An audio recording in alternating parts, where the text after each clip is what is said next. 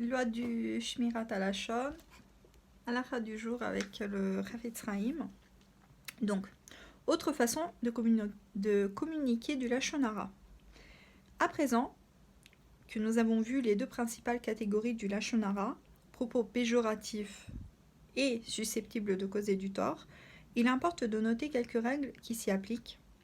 C'est-à-dire que le Lashon Hara ne se limite pas à la parole, mais à toute manière de communiquer une information péjorative susceptible de nuire, par exemple un regard, une moue, une allusion, un clin d'œil, pour exprimer voilà, une impression péjorative. Imaginons cette personne qui vient habillée de manière euh, pas convenable, et voilà, dans une salle où il y a 200 personnes, et voilà, on appelle l'autre, on dit regarde, Lashon Hara.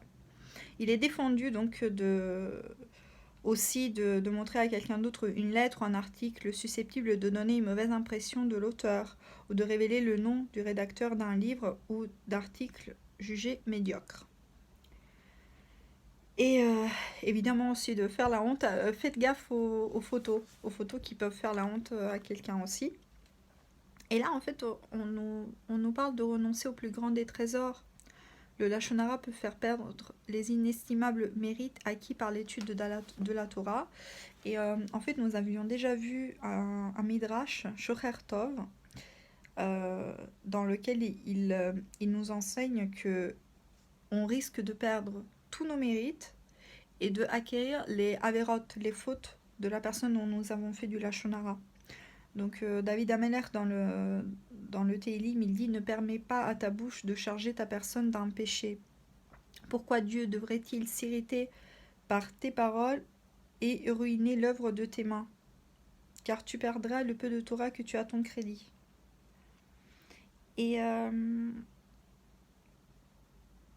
donc, on nous incite à étudier la Torah, à remplir son esprit de sainteté, d'avoir la vitalité dans ce monde-ci et dans le monde futur.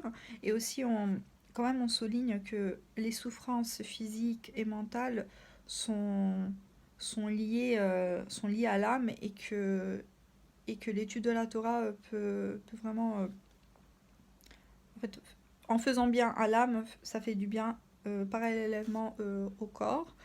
Euh, Après, est-ce que ça concerne aussi le corps comme affliction, c'est-à-dire toute souffrance physique? C'est parce que voilà, on nous envoie un décret du ciel, enfin certainement, mais c'est surtout, je pense, on évoque les maladies psychosomatiques aussi. Ça, on le sait bien, un corps sain dans un esprit sain. Donc, ça, c'est le conseil de l'auteur pour la halakha du jour, donc 29 Nissan.